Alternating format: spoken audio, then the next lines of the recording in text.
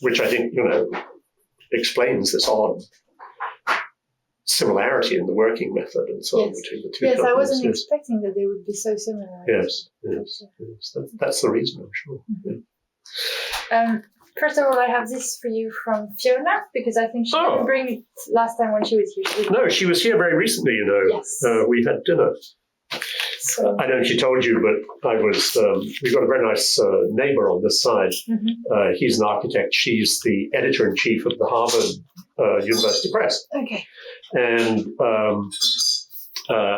she was out painting her fence one day, and we got into conversation. Mm-hmm. And she said to me, we have this new project coming up at the press of doing a series of Indian literature in like the Loeb Library, with translation, opposite page translations. So we had no idea what to do about type. And so I said, well, I've got two words for you, Fiona Ross. And, and so I was invited to dinner the other evening because Fiona and John Hudson were in town to talk about this project. So to thank me for making the introduction, which, as I say, was all in two words, I was given a nice dinner. Well, we all had a nice dinner. Yeah. No, I didn't know about this. Yeah, thank you. Are you okay about recording? Of course.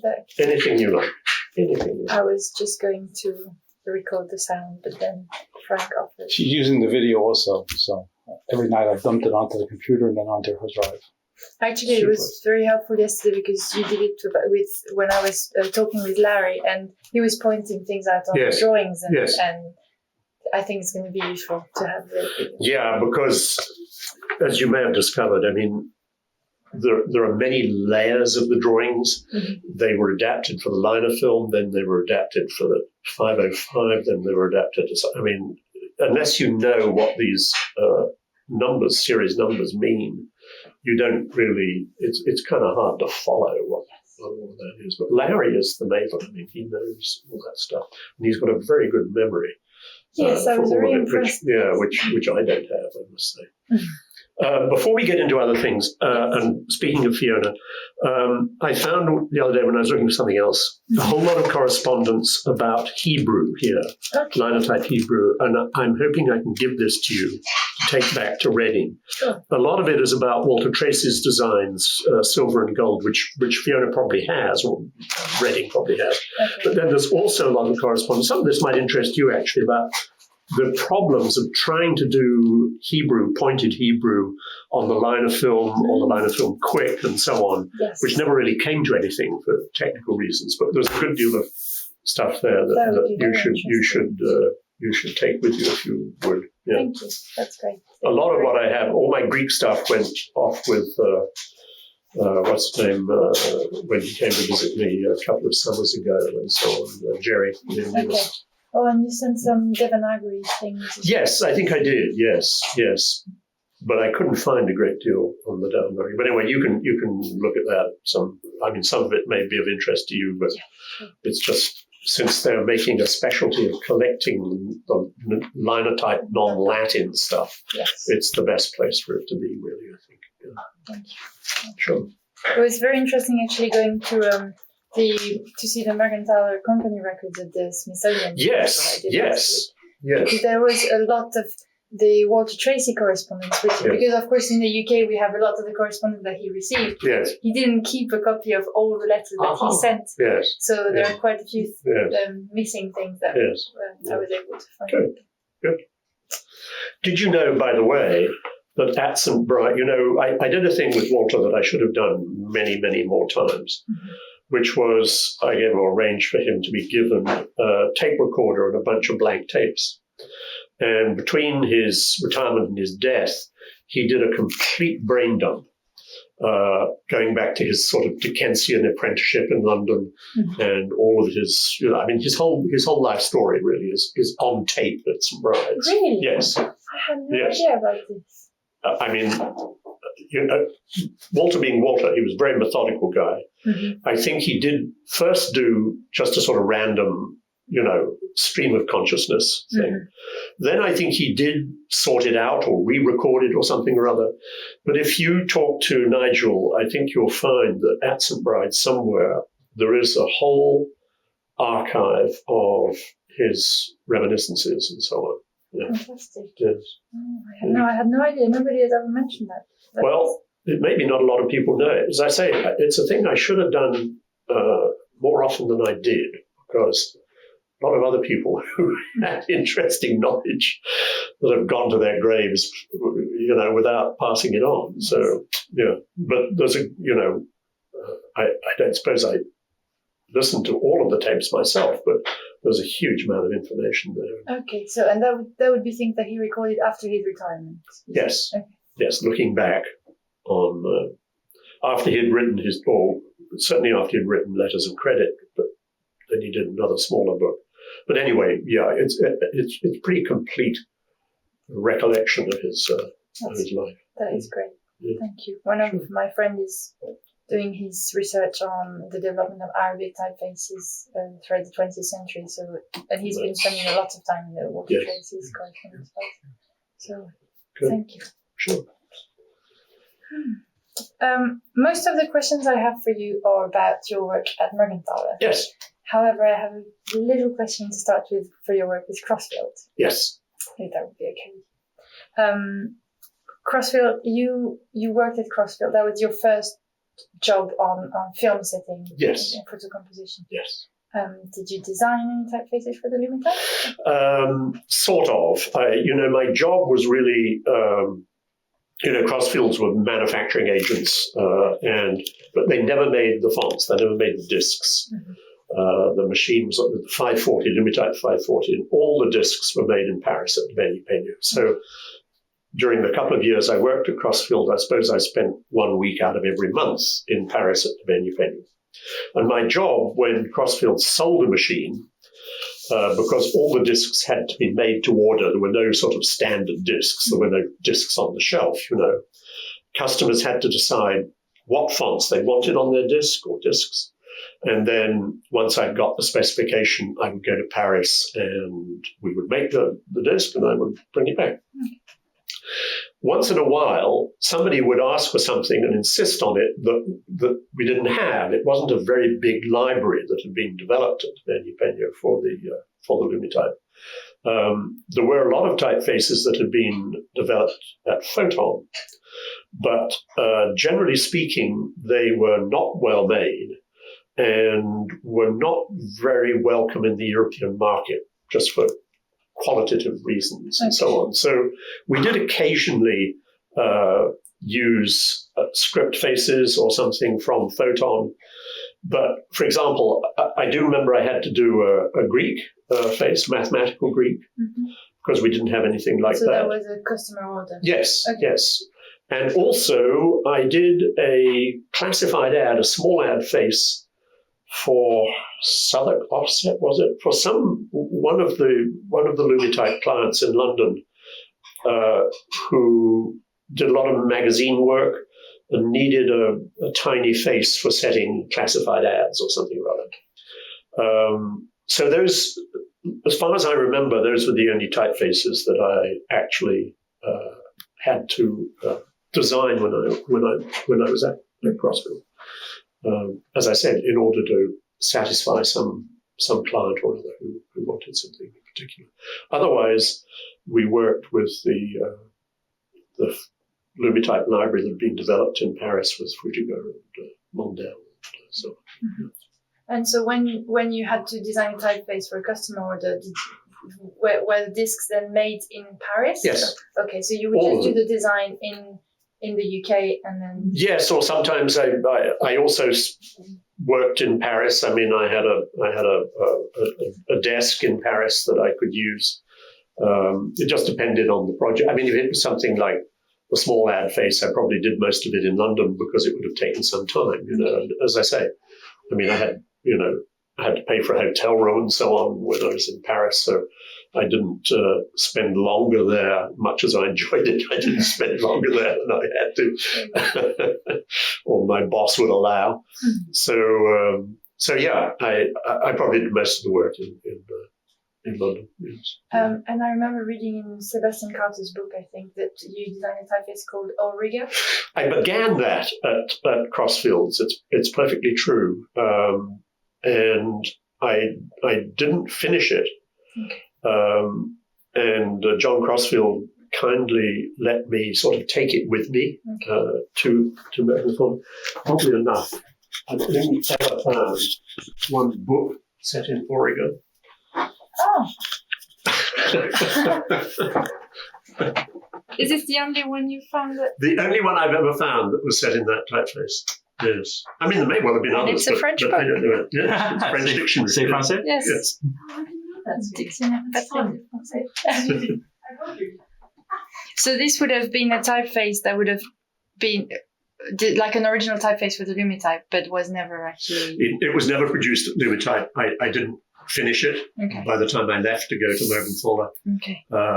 But as I say, I was allowed to take the work with me that I had done, such as it was.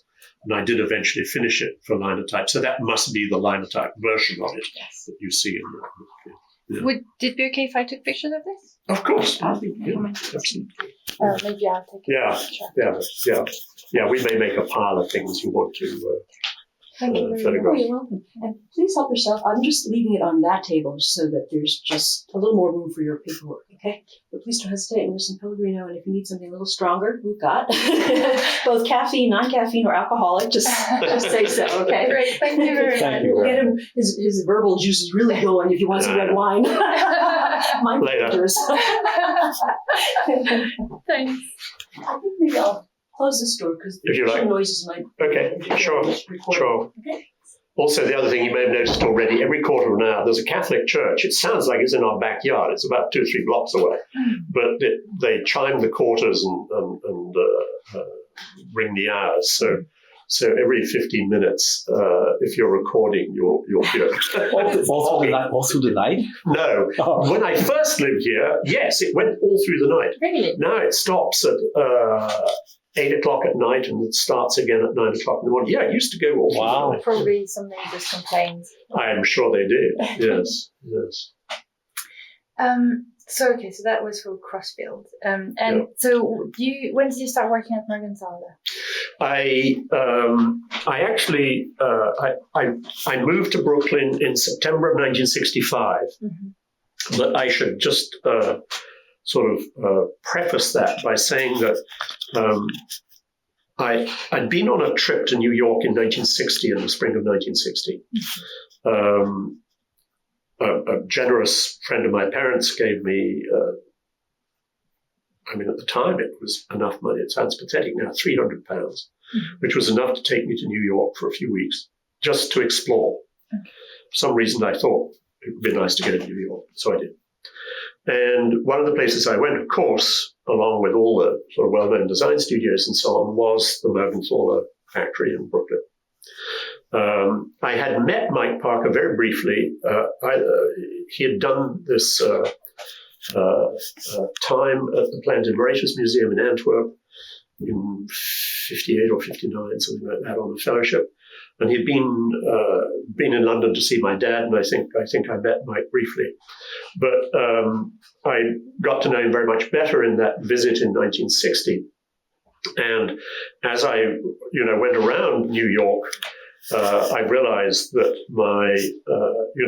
I had been sort of born into a typographically privileged situation because my dad was a typographer. And I knew Stanley Morrison, I knew Beatrice Ward, I knew all these people, And so I thought when I was starting out in the very late 50s that everything was going to be sort of easy, I knew everyone and stuff.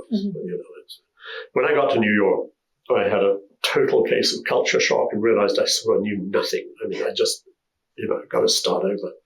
But I did realize that this was, where the big kids' playground was, this is where it's serious. So I went to Linotype. Mike had very recently been hired as an assistant to Jackson Burke. He didn't have an office. He sat out on the floor next to the guy who took care of the heating and air conditioning. I can't remember his name, but I loved, it was a sort of dark satanic mill, as Frank knows better than I do, but I loved it, I really loved it. And I sort of there and then set my heart on going to work there, wasn't shy to say so, but there was no job for me there at the time. Okay. And in retrospect, I think that was a really good thing, because I did learn a lot in the couple of years that I worked for Crossfields, particularly the time I spent in Paris, obviously working with Adrian and others and so on. But meanwhile, Mike and I had kept in very close touch. Mike used to come to London occasionally on Linotype business. He would come and stay with me, which infuriated the people at Linotype, because they thought he was consorting with the enemy, which was exactly what he was doing.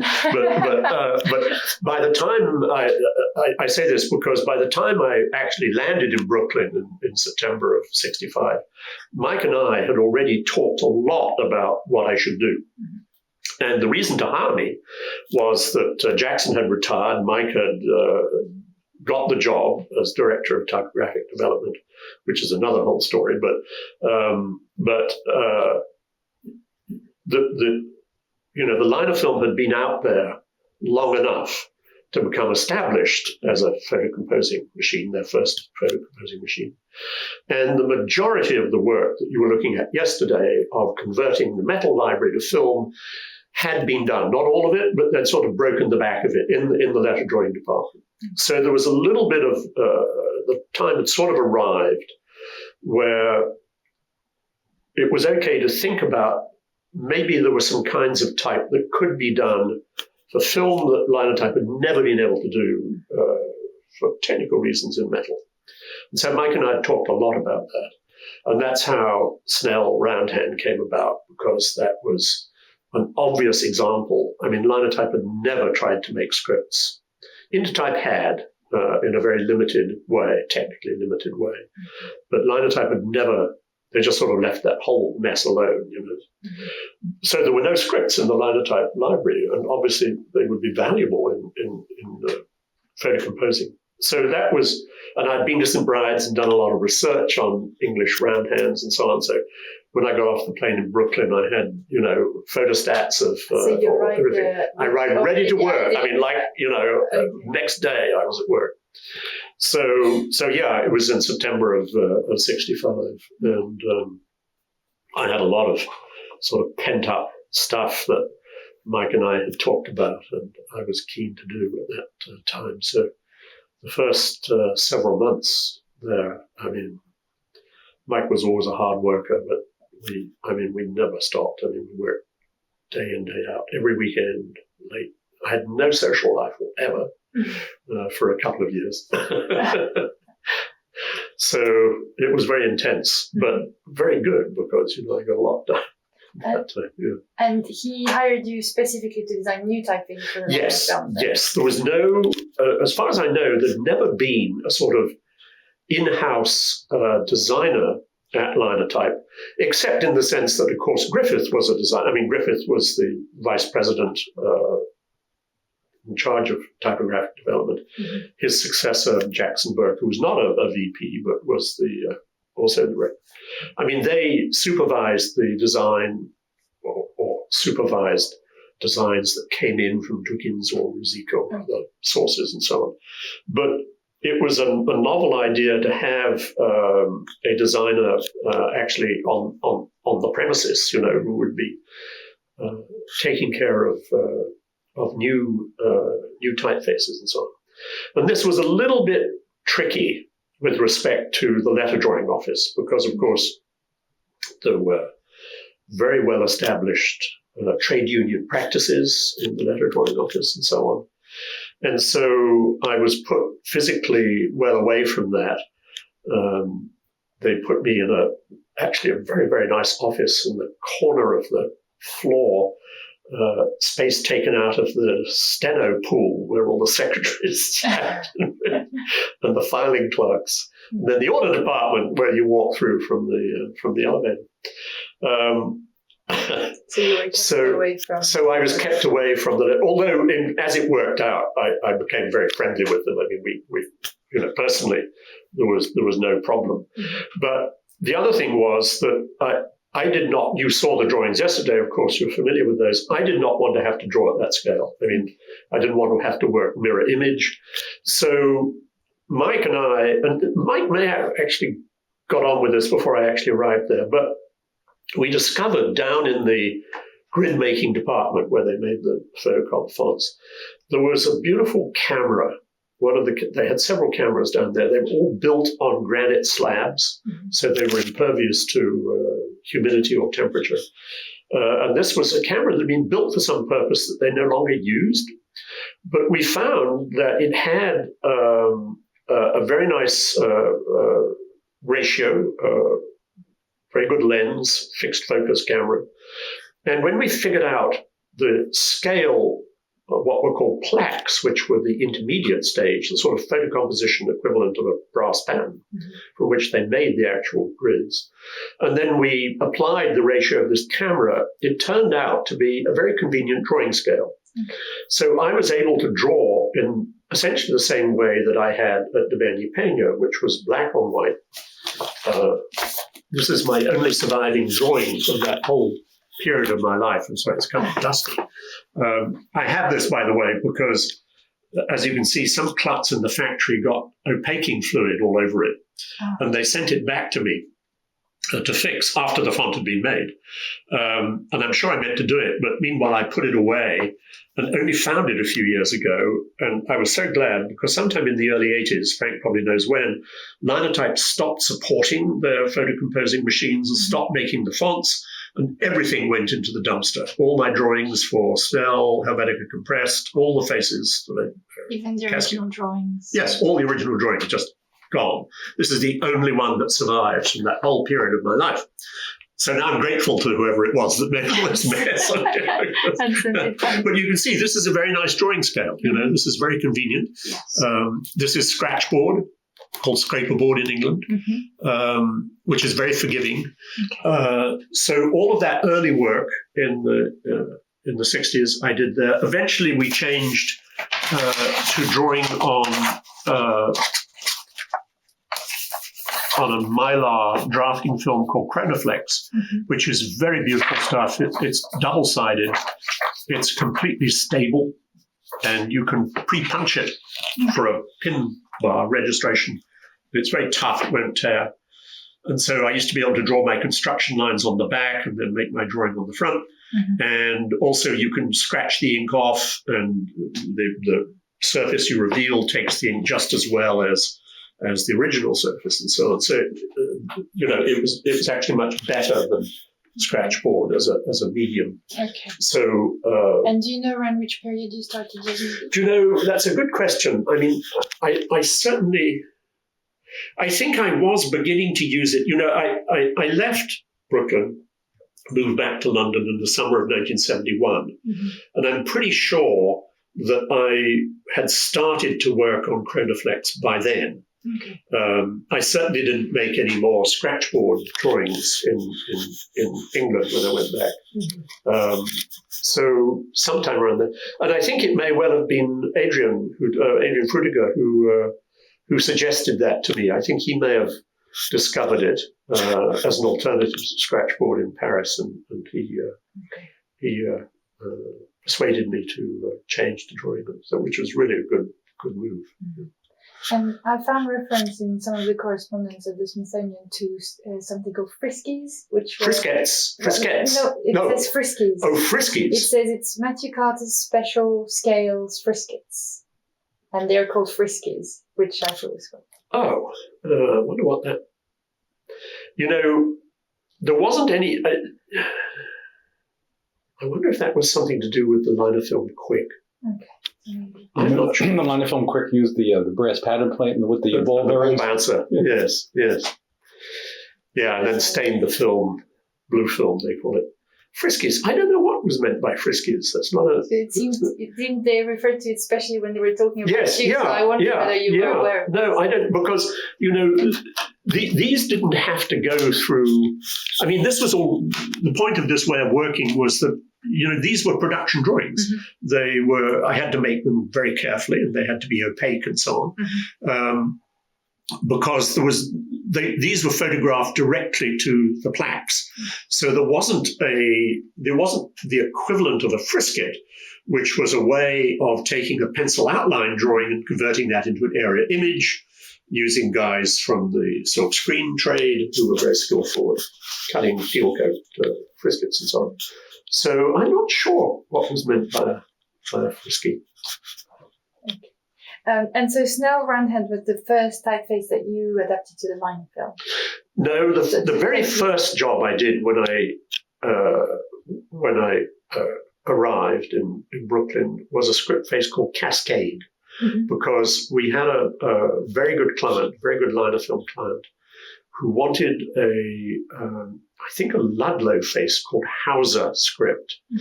And Mike and I looked at Hauser and we didn't really like it very much. We didn't want to have to do it.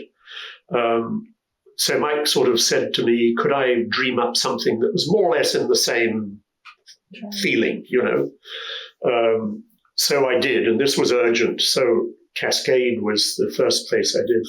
But it was called Cascade because I was working on it in November of '65 when the huge blackout occurred in the whole of the Northeast. I don't know if you know about this, but I can't remember the exact date in November, but there was a massive power outage that everyone thought the Russians had invaded or something rather, but in fact it was some problem with the grid called cascading. When one part of the grid goes down, then it pulls another part down, like sort of domino theory. But this was called cascading, and so the face I was literally working on when the lights went out was christened Cascade in honor of that famous night in New York. I had just left Mercantile, made it to the subway. The subway went about 10 feet, stopped, all the power went out. So I go up to the Atlantic Avenue, and every bus is mobbed because the buses are running, but the traffic lights aren't working. And people would be directing traffic. It was a nightmare, if you recall. You must have left later. Yes, we did. And, I don't know whether I was still, I arrived in Brooklyn, and Mike and Burdett had a spare room in their brownstone in Brooklyn, in Cobble Hill. And so the idea was that I would stay there a couple of nights while I looked for a place to live, looked for an apartment, But we were working so hard that I had no time to go out and look for an apartment at all. So I stayed for months in the apartment, which meant I benefited greatly from Burdett's cooking, which was very good. And I used to ride in and out with Mike. Actually, I used to ride in by myself because Mike used to like going later. But we would generally drive back together and so on. So yeah, we would have driven back through the unlighted streets. And the slides, I found this. It's not in very good condition any longer. But the idea behind Snell was obviously the optical system of the liner film was quite generous in the sense that there was a good deal of space you could use around the character. So I could do a slanting script which kerned a great deal.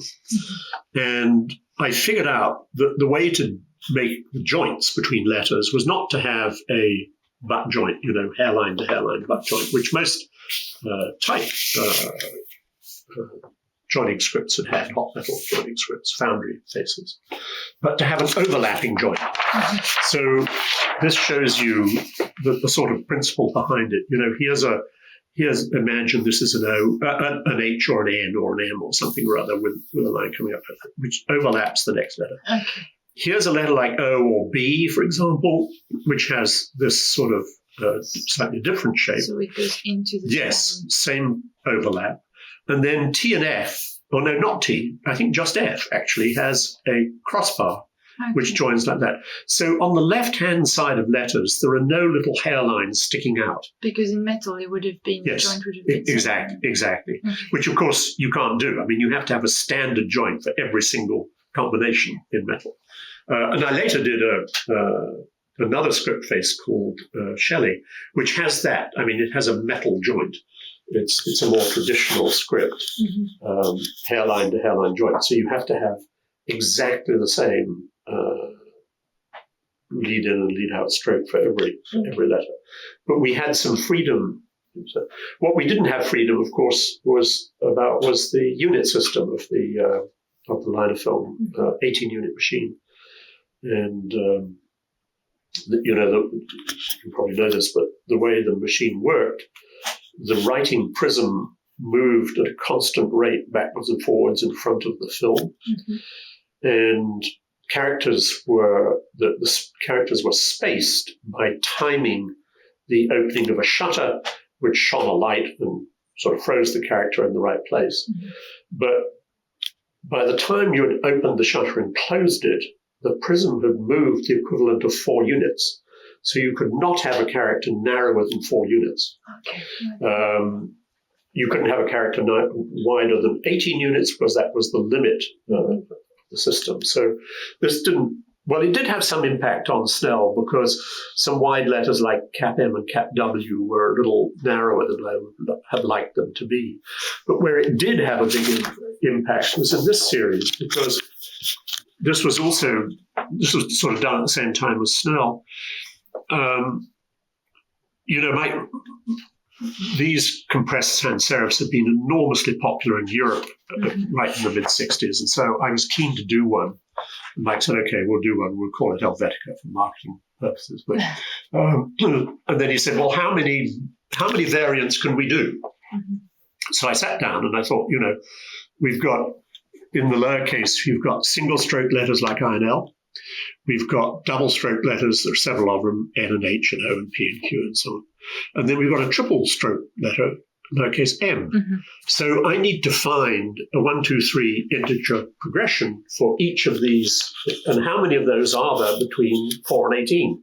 Well, there are only 3. You can go 4, 8, 12, 5, 10, 15, or 6, 12, 18. That's it, So even before I'd started drawing, I knew what the proportions of these 3 different faces had to be. Because you took into account the restriction of the unit system even before drawing. You had to, particularly for a face like this, which is very tightly fitted. The spacing would be, if I'd just sort of drawn this any old how, and then decided I've got to fit this to the 18-unit system, I would have had to redraw it, probably, almost all of it, probably. Yeah. So I had to accept that. But once you have accepted a constraint like that, it's fine. You know what you have to do. You work within it. You're then sort of free to work. So as long as you understand the constraint and the reason for it, then I think it was not a big problem to do this series. If I went back to it and I'd talked to Linotype about doing this, I could do more variants, with a postscript or true type M square. But we've never actually done it. Do you know, because I know that Monotype, even at the time of Hot Metal, because they had these restrictions of the 18-unit system, there was always a lot of debate going on between the external designers and the drawing office as to how the typefaces should be altered. Did any of that start happening at Linotype when they started introducing the 18-unit system, or were you the only one who was... I was really the only one. Well, I mean, it very much affected the people in the letter drawing office because, of course, they had to adapt, as you were looking at yesterday. But as far as new faces were concerned, there weren't very many people. I mean, there were 1 or 2 other faces that we did at the time, which had to be on 18 units. And from outside designers, Carl Dare, a Canadian designer, did a face called Cartier, and I think we produced that for the liner film rather than the VIP. When the VIP came along in the early 70s, everything changed because that was a 54-unit machine. So, and then there was one other face that we did from the outside. I can't remember now, but anyway, they would have had to have worked with the same constraints. Okay. Yes. So they knew what the constraint were, and they had to supply. Yes, but it happened so rarely that it wasn't. I mean, it's a bit like Dwiggins having to deal with duplex italics and so on. I mean, yes. Okay. And so it means that you didn't really have to work together with the drawing office. You were supplying your artwork directly. Exactly. It went straight into the factory, the grid manufacturing factory. The time I did a little bit later work very closely with the letter drawing office was when I was asked to do a new newspaper face, eventually called Olympian. This was in 1970, 71, that sort of time. And that was released simultaneously for film and metal. So it had to go into the drawing office to have the 10-inch drawings, what you were looking at yesterday, made for, for punch cutting and manufacture as metal. There was still enough strength in the liner type newspaper market at that date that they really had to make it in metal. Although how long they went on doing that, I couldn't say. Probably not a great many years, but it was. So in that case, I had to work with George Ostrachalski, who was the head of the letter drawing office at that time, on making the TTS versions and different point sizes and so on. Yeah. And is it a typeface that was only made for metal or was made for film? Both at the same time. Both. At the same time. Yes. And so did you end up having slightly different versions for metal or for film, or were they fairly similar? Good question. I'm not really sure. I mean, it had to be drawn in a number of different versions anyway, because the TTS system, the teletype system, was still very much in force, which was a unit system. So we probably used the same drawings for the liner film and the TTS version, I'm guessing. I actually don't remember exactly how many different versions of it had to be made. Yeah. But I know that it was, simultaneous. I mean, it came out on both systems at the same time. Yeah. That's one of the questions I had actually, and I haven't really as to why the liner film adopted the 18-unit system. Do you think that's because of TTS and because the company was already familiar with 18? Or? It may well have been. I don't actually know the answer to that. I'm not sure. Okay. All of those photo composing machines had to have a unitized system. What happened with the VIP, which we'll get into if we talk about non-Latins, is that, I described the way the liner film worked with this constantly shuttling writing prism. The VIP had a very different mechanism based on something called a stepping motor, which I think was fallout from the space program, actually, but it's an electric motor that you can send pulses to. And, you can send it 17 pulses and it moves a certain distance. You can send it 30 pulses. But you can also send it 0 pulses. And this, I'm not sure to this day whether the engineers who developed the VIP understood the significance of this. Because once you can leave the writing prism standing still, then all kinds of possibilities open up for Greek, for Devanagari, for pointed Hebrew, for all of these things. So when the VIP came along, was when Linotype's agents in Greece and India and so on realized, hello, we've now got something real. Yes. Yeah. So you mean probably the main benefit was the ability to use floating accents or things? Yes. Okay. Yes. Okay. My next question.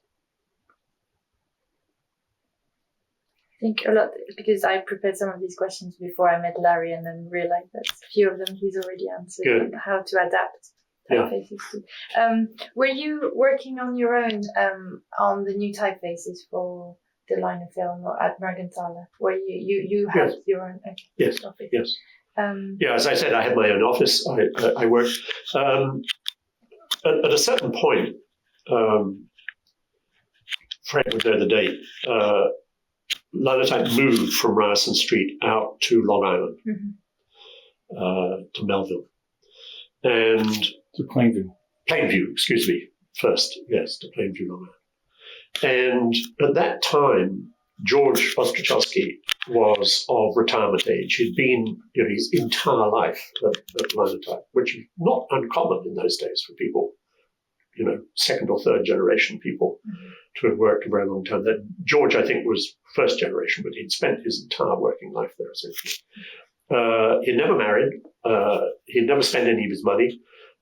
If he'd had to retire, he would have just gone off on some permanent world cruise. But he lived in Brooklyn, and there had been this odd situation historically with the letter drawing office at Mergenthal, that first of all the union decided how many letters anyone could draw in a day, and that was 2. If one was a period and one was a comma, you could only draw 2 in a day. Okay. And the other rule was that the head of the department, George, was not allowed to touch the drawings. Or at least he wasn't allowed to make any mark on the drawings. Okay. When drawings came up, first of all, they would go to a supervisor. There were 2 supervisors in the letter drawing office, John Olson and John Quaranta. And I'm not sure whether they were allowed to make marks. Anyway, they would make criticisms, suggestions. The letter drawer would go and fix it. And then finally it'd be given to George for his approval. But he could not say, I'm going to redraw this. Okay. The union didn't allow him to do that.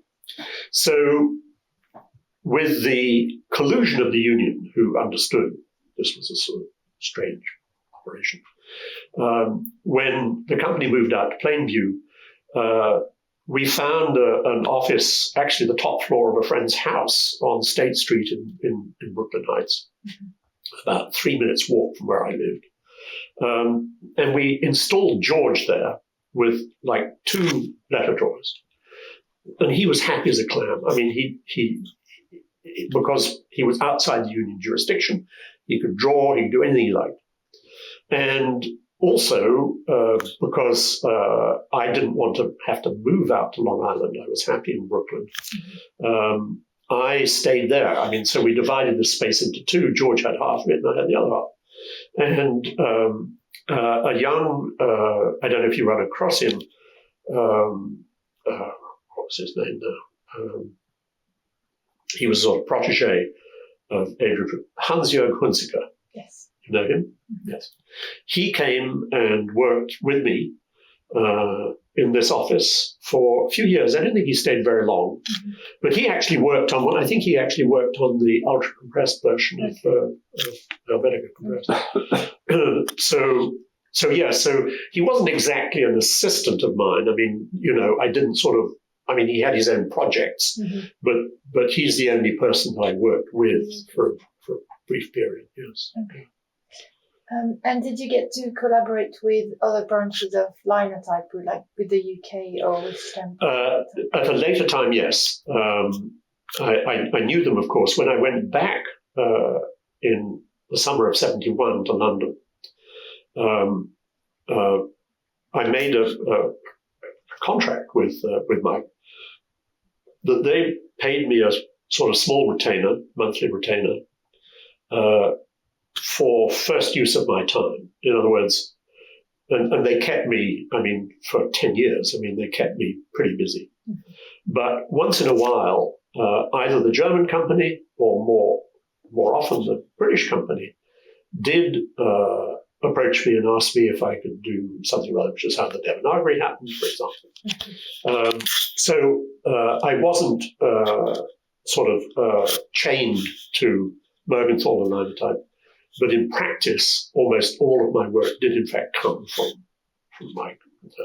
And then, at about the time I left, we started, or maybe it had started before, I can't remember. Anyway, Mike wanted to work more closely with the other companies, because this was the beginning of the 70s, when there was this huge expansion of the library, thanks very largely to the VIP, because the original liner film only went from 6 to 36 point. The VIP went all the way to 72. So suddenly Linotype needed display faces, titling faces, and so on, which they'd never had, or virtually never had, in the metal library. So there was a period of very intense production.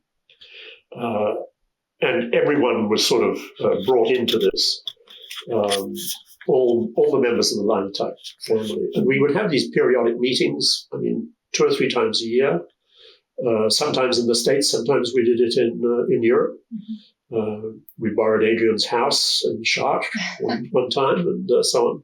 So we would all get together for a period, and I would deliver work, come from London, deliver work, and get more work to take home. And so we coordinated the production of the 3 main companies in this way.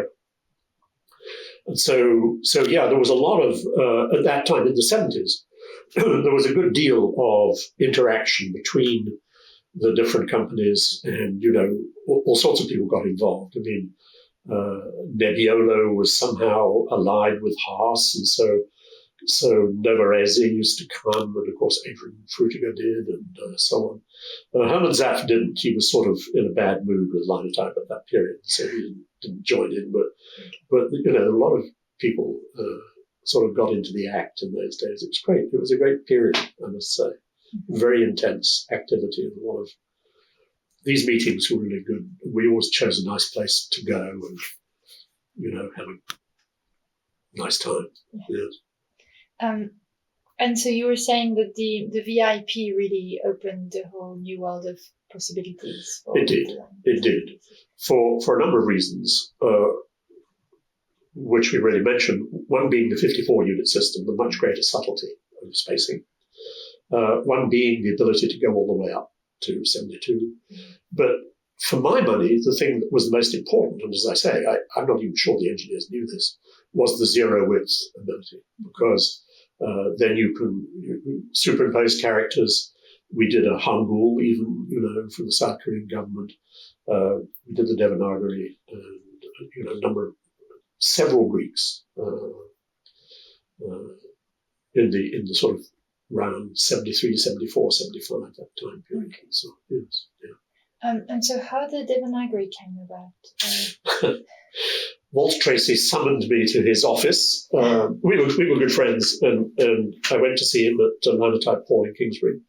And he gave me 2 things. He gave me a book by a man called B.S. Naik, who I never met, but he was around at that time, called The Typography of Devanagari, which of course was based entirely on metal, had no knowledge of film at all.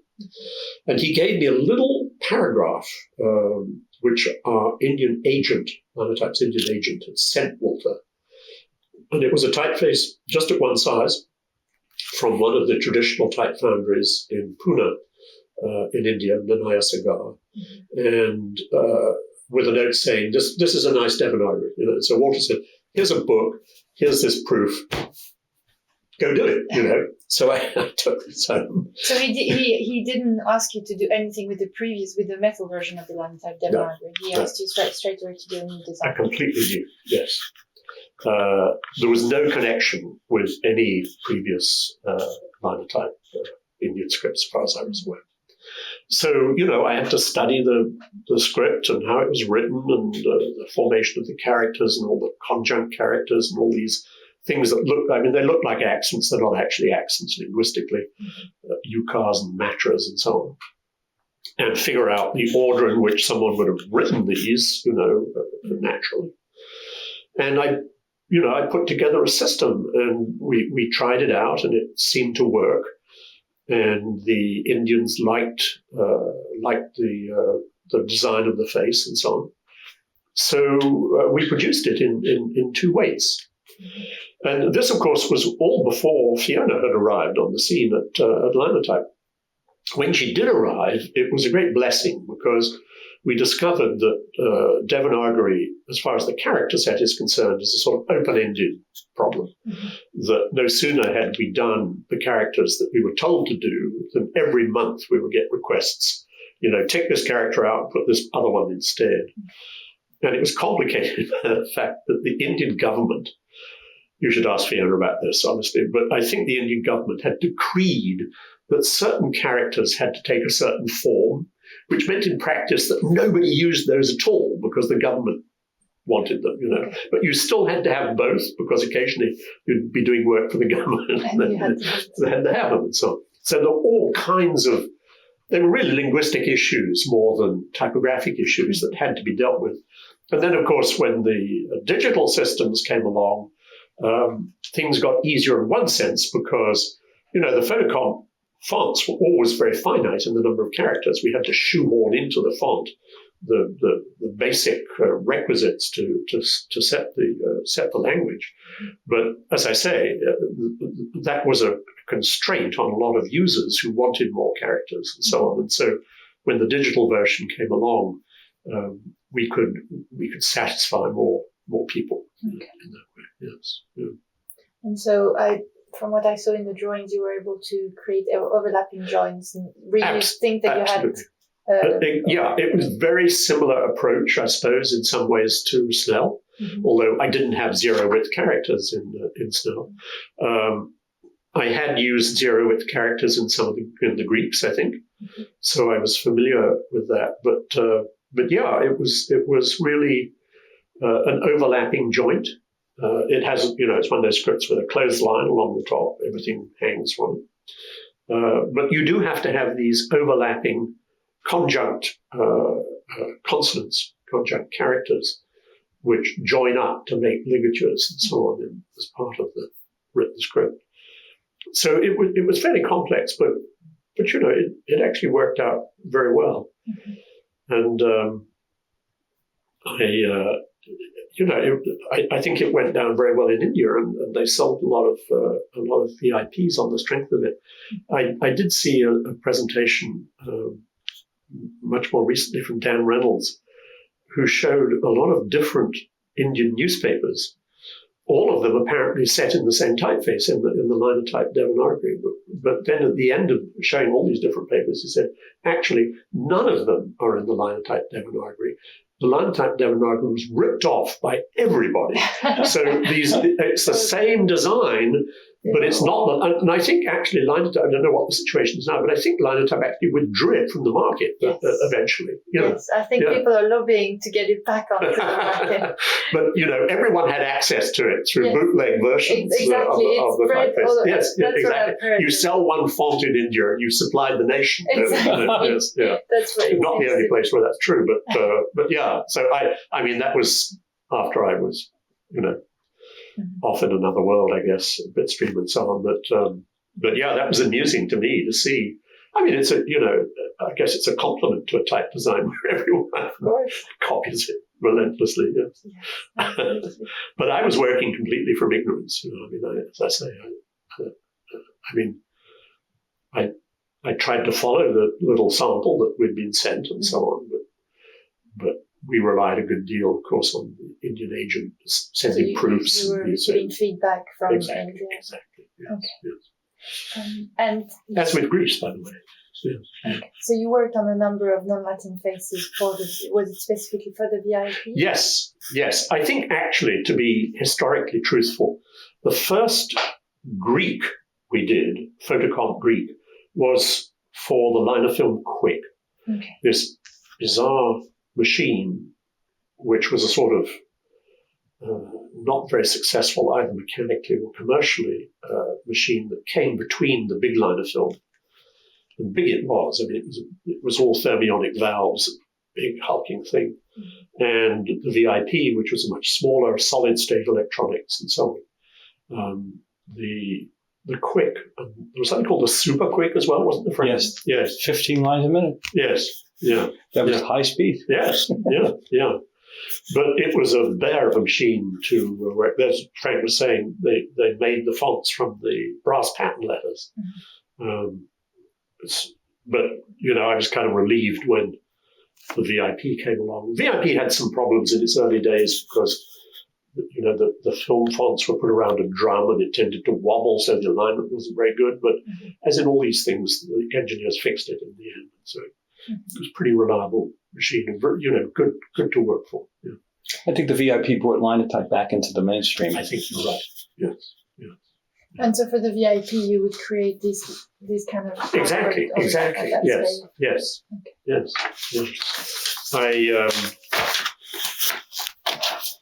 Chronoflex, this wonderful drafting film, was rather expensive. So after a while, I started junky, but in fact it worked very well. So that was one of the heavier weights of Snell.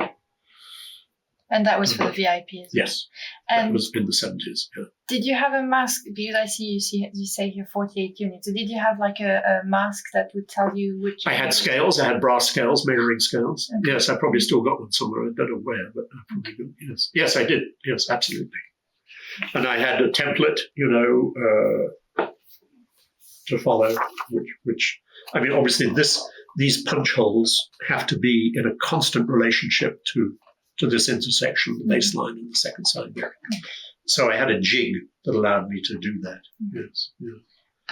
And in terms of proofing the fonts, because I know one of the issues they had at Monotype is that for the typefaces that were produced in metal, they could get printed proofs which would show them exactly what the printer would end up with. Yes. Whereas for film, they only had photographic proof. They didn't have offset printed proofs, which is why a lot of the Monotype faces ended up being too light. Yes.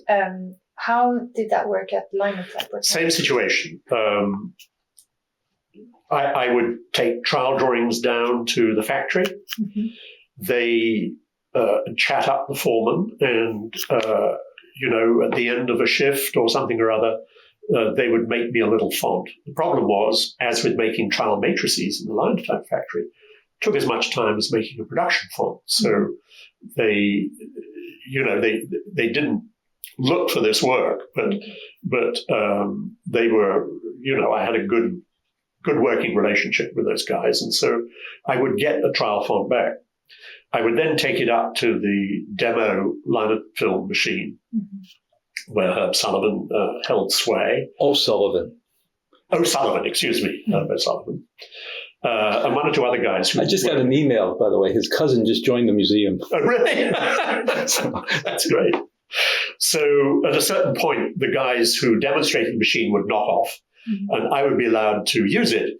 But the problem was that the air conditioning would go off at a certain hour, and because the machine ran on thermionic valves, after a certain point, it started doing very odd editorial things, like changing the justification or moving everything quad left or quad right or something or other. So there's a little window, between her knocking off for the end of the day and the air conditioning driving the machine crazy when I could do. But what you say is true. I mean, I had film coming out of the machine, which I could study, of course, but they did actually have an in-house press, come to think of it, didn't they? Yes, they did. That's where Bruce Leonard worked before he exactly. moved into That's when I met Bruce. He was working there. But I don't remember whether they ever actually printed anything for me in the way of proofs. They may have done. That's a good question. Mm-hmm. Yeah. But mostly I printed out on here's an example, an early stage of what became Galleon. This is output from the VIP. Mm-hmm. That's the sort of thing that I would have produced. So these are photographic. And did you? Yeah, that's machine output. I mean, that's straight out of the VIP. You could output film or paper. Yeah. Okay. Yeah. And did you draw one size of artwork that would cater for all type sizes, or would you have different ranges? It depended a bit on the design, but what had happened with the Linofilm, the optical system of the Linofilm could only enlarge by a factor of 2. Mm-hmm.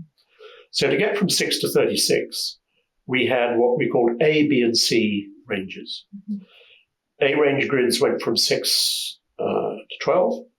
B went from 12 to 24. C went from 18 to 36. So there's a little bit of overlap between the B and the C. And this was a mechanical necessity in the Linofilm. Mm-hmm. When the VIP came along, that had a totally different optical system, and that would enlarge from 6 to 36 from a single master. Okay. But Linotype, being good guys, went on making A, B, and C range VIP fonts. Okay. But it didn't take the treasurer very long to realize that only the B range was selling. Because once you could go from 6 to 72 from a single font, people didn't want to pay for the A range or the C range fonts. So in due course, I think Linotype actually gave up making everything except the B range. I suppose if someone had really, was prepared to pay for a special A range or C range font, they probably would have made it. But as a general production system, they only ever made one size for the B range. Mm-hmm. So something like Galliard was really designed for B range. I mean, obviously you would need to be able to use it smaller than that and larger. But I only ever made one master size of Galliard. Mm-hmm. So for which machine was Galliard conceived? It was started for the big liner film and put aside because despite what I said about the Helvetica compressed series, I really had a hard time getting Galliard to fit well on the 18-unit system. Mm-hmm. I don't know why, because there are plenty enough 18-unit typefaces from Monotype and others, which are perfectly fine. But for some reason, I got discouraged. Mm-hmm. So I put it aside. I mean, I had plenty of other things to do. And I didn't go back to it until the VIP came along. And then the whole thing gelled much better.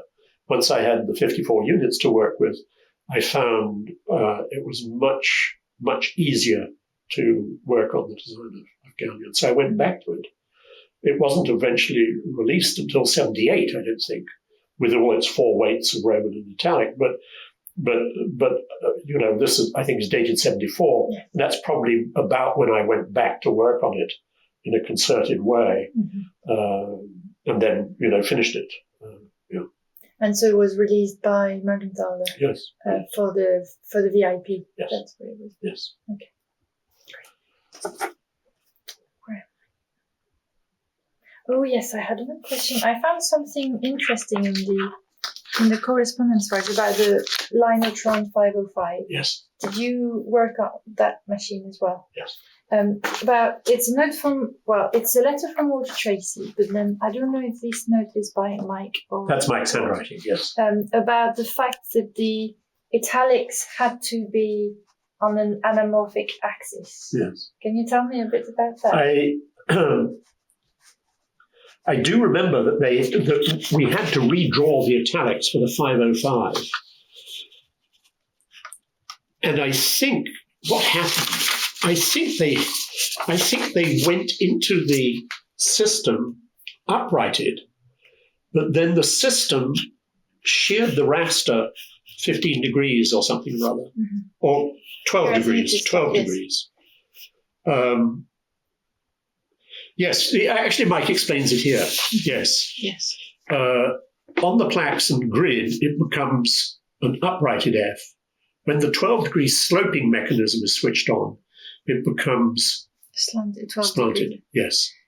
But so you drew the italic. You still drew real italics. Yes. And then, but we would have been smart to draw them at 12 degrees because that's how they were going to come out. Okay. Yes. The 505 was a very strange machine. It was invented in England by Purdy Mackintosh. When I was still working at Crossfield, I went to see Purdy Mackintosh, who were very amusing guys. And they had sort of cobbled together this hybrid machine. The front end of it was sort of photocomposition. They had a grid, a negative that was scanned. And then the output end of it was a cathode ray tube, which was fast and displayed fast and so on. But it was this odd hybrid machine. In other words, the fonts were not digital. The output end was digital. And then when I got to Linotype, I described this machine. And I don't suppose I was the only source of information about it, but Linotype sort of got interested in it. And I remember Mike and other people went over to England to look at it. And they essentially bought it, and it became the Linotron 505. But it had a number of very odd characteristics because it's sort of, the one I remember best was the font change was mechanical. So you had one glass plate up in front of the scanning tube.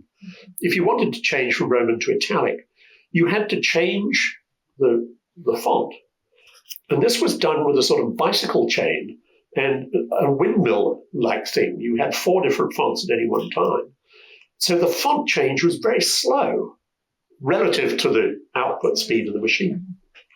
So hence, to save time, italics were slanted in that way.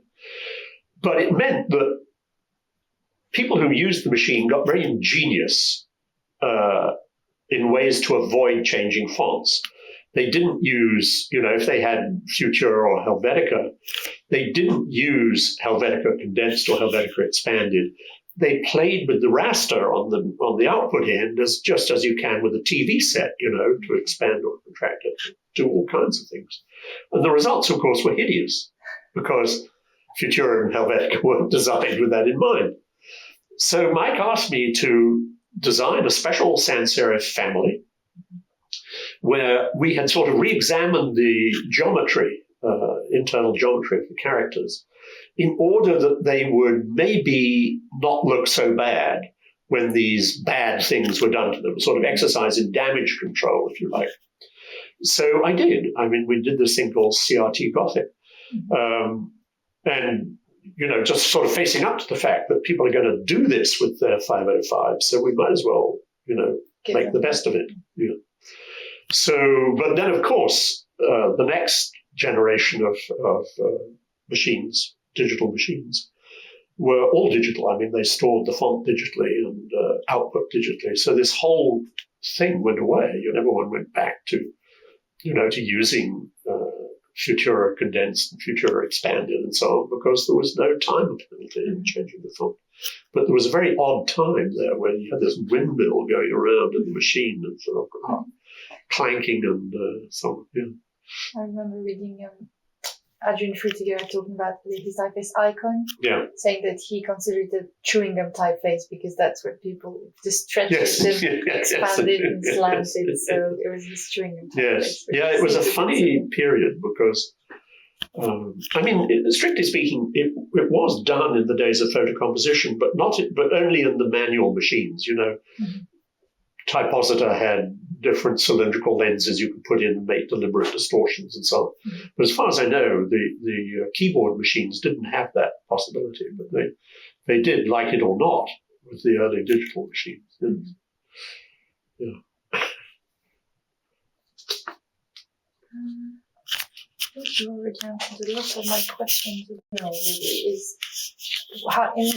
Do you feel that film was an improvement compared to metal in the process of designing type? I do. Nowadays, particularly with students and so on, I find that the sort of perception is that we had metal type and then we have digital type, that there wasn't anything between them. But from where I sat, the change from metal to film was actually much more fundamental than the change from film to digital. I mean, the Devanagari that I did for film just adapted immediately to digital. I mean, exactly the same system worked digitally and so on. And I mean, there are things that are peculiar to the digital world. More significant, as very often with technology in the non-Latin world than the Latin world, I think. But, we have kerning tables, which we take for granted nowadays. We did actually have them for the VIP, but they were rather limited and so on. But, the sort of emancipation that came with the ability to do something like Snell Roundhand and so on felt very much more significant to me at the time than the coming of digital, as I say, Character sets got much bigger with digital type and so on. And I'm endlessly delighted to have survived into the digital era because I think digital type is the best type there's ever been. I'm quite convinced of that. Not everyone agrees with me. Some things were lost along the way, by pure chance. Last few weeks I'd been to various hotbeds of letterpress printing. I was in the Arts of the Book program in Iowa, University of Iowa, also at Columbia College in Chicago, where they do a lot of letterpress printing. And I was at the Hamilton Wood Type Museum in Wisconsin, where, needless to say, and the devotees of letterpress printing have some arguments on their side. I mean, there is something about a very beautifully printed letterpress book on very beautiful paper and beautiful type and so on that we probably can't emulate exactly. But when you put the gains and losses into the balance, I mean, for me personally, I think we've gained very much more than we've lost. So, but as I say, I sometimes find myself having to sort of defend photocomposition, which people sort of dismiss as being some sort of blip, that occurred accidentally between metal type and digital type, as having been a period when there was actually an enormous amount of very significant work done. I mean, the thing that happened to me that was most significant about digital type was not all this stuff, but the coarse resolution stuff. I mean, I got very heavily involved in Mercanthal's contract with Xerox to supply bitmaps for the first laser printer. What was it called? The Xerox 9700? 9700. Yes, and IBM had a 3800, which was a 250 dot, 240. 240. And Xerox was 300. Yeah. But, I remember, it sounds comical, but in those days, fonts were worth a lot of money. I mean, to companies like Xerox and IBM.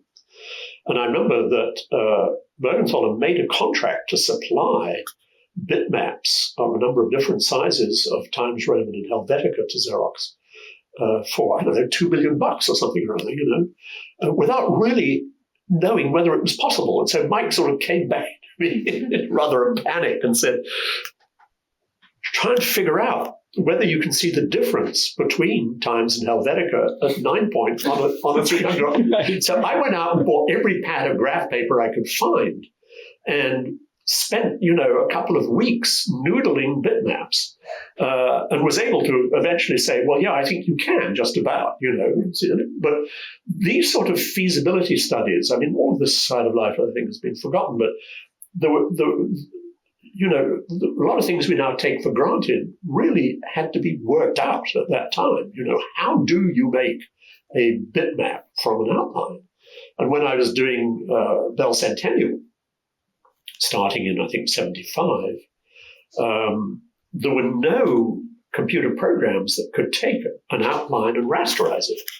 We're getting off the subject of photocomposition, but when I was working on Bell Centennial, I had to draw on graph paper, and pixel by pixel, and then I had to encode it. I had to say, okay, the first scan turns on here and turns off here on a Cartesian grid, and enter those numbers at a keyboard. So it took 2 years to do this project because, as I say, there was no way to scan an image and quantize it and produce bitmaps at that time. I mean, that came, but by the time of the contracts, the linotype one with Xerox and the monotype one with IBM, they'd figured out how to do that. But there was a period when they couldn't do that. And so these sort of feasibility studies that I got involved in, I mean, that was where I think I was able to make a contribution to the digital world that was not part of the film world, because we didn't have coarse resolution. Well, we did have coarse resolution, but not at linotype. Some of them were unbelievably bad, but some of the early photocomposing machines were unbelievably bad, but not in the same sense. No. Just going back a little bit to Sure. photocomposition, because what you were just saying about having to work with the bitmaps. Yes. When did you have to deal with optical distortions at all in prototypes? At the stage of drawings, did you have to take that into account? Yes. In the time I spent at Crossfields, which brought me into contact with Adrian Frutiger and the other people in the studio at the venue. That was a spinning disc machine, with the result that every character that was exposed had a slight, if you looked at it under powerful enlargement, had a slight sort of comet tail after it, because the flash wasn't really sharp enough, quick enough to freeze the character completely. And then there was another phenomenon that you couldn't adjust the intensity of the flash according to the character. So a very small character like a period tended to be underexposed, and a very heavy character like a bold cat W got overexposed. So the complicated characters like M's and W's stood out from the proof as being too heavy, just because more light passed through them. There was a halation of light around them. And this, I think at first we thought, Adrian being as logical and thoughtful a person as he is, I think we thought that this was going to be a characteristic of photocomposition, that we were going to be stuck with this forever. And so there was a lot of interesting sort of speculative thought that went into this. And the first thing that happened, of course, was that there were two different drawings of universe, one for metal, one for film. And the film ones had all the crotches, the internal crotches opened up quite dramatically in the condensed versions of universe. And if you thought sort of logically about this even further, there would come a point, where your capital W should be that. I mean, make it out of straight lines, horizontals and verticals. Forget about all these, the problems come with the convergences, the acute angles and so on. Let's do away with them. So we perfectly seriously experimented with examples like that. And we thought, we got kind of excited about this. We thought, we're actually going to do some alphabet reform, because the condition of photocomposition that causes us to think in this way is something we're going to be stuck with for eternity. Well, come to find out, of course, that with improved flash tubes or improved one thing, I don't know what, circuitry or something or other, a lot of these problems actually went away. And the engineers, as always, engineers are smarter than designers. They solved these problems. But one of the chief reasons, actually, apart from the fascination that I had developed with New York, not only with design in New York, but other aspects of New York design, my friendship with Mike and so on, was that the liner film, for all of its oddities, its thermionic valves and all these strange things, did have a better output than the photon. The what I put in came pretty much the same way out the other end on the liner type machine, which was certainly not true of the photon, But once you put it in, you look at the proof of, oh, what's this, So, but the liner type did have some quirks that you had to sort of understand, but it was a more reliable machine for a designer. Okay. So the design and that had a lot to do with my wanting to change from the photon camp to the liner type camp. Okay. Or liner film camp, I should say. Mm-hmm. And the fact that you had, there was always a new photocomposing machine in preparation, always something new coming. Was it something exciting? Very, very exciting. I always, it's fashionable with designers to speak badly of engineers. Particularly software engineers who develop, composition software and so on. But I always very much liked my relationship with engineers at Linotype, actually even at Lumitype in Paris and at Bitstream. And, I used to find it, this is one of the great things about Adrian, that if I wanted to understand how something worked in the Lumitype, I could talk to the engineers, but I could equally, perhaps better, talk to Adrian, because not only did he understand the mechanics, but he understood why I was asking the question. So I was used, by the time I got to Linotype and met the engineers and so on, I was used to being inquisitive about what they were doing and so on, and very much enjoying the conversations with them about why something had to be a certain way. And I had this sort of feeling that, I don't like to be told by engineers or anyone else that I can't do something if I don't understand the reason. I mean, if they can explain to me you can't have a character narrower than 4 units on the line of film, they explain why, fine, I can accept that. But until somebody explains to me why that is, I'm not buying it, you know. I say, well, can't I have a 3 unit? No, why not, you know, and so on. So I had, you know, I've always enjoyed that relationship, and I don't have at all that sort of stereotype attitude towards engineers that those are the bad guys and all the designers are the good guys and so on. I did enjoy the fact that new machines were coming on stream and so on, and you know, some of them are more experimental than others and so on, and working out these things that Mike and I had to do with doing Greek and all that sort of thing was very, very interesting. I look back on that sort of relationship of combining the technology and the design as being a very fruitful time in my life. You know. And did it feel like you could ever have an influence on I'm thinking, for example, about Adrian Frutiger and how he was able to suggest having a finer unit system. Yes. Did you ever get that opportunity, or was it very much? Yes. I mean, I can't think of particular instances, but I think the other, this may sound disloyal to Mike, but you know, Mike has a very strong personality. And that's an understatement. An understatement, and a very loud voice. And some of the engineers used to find Mike a little difficult to deal with. And so I guess they found me a slightly softer option. So sometimes they would come to me and they say, you know, we had this meeting with Mike and he yelled at us about something or other.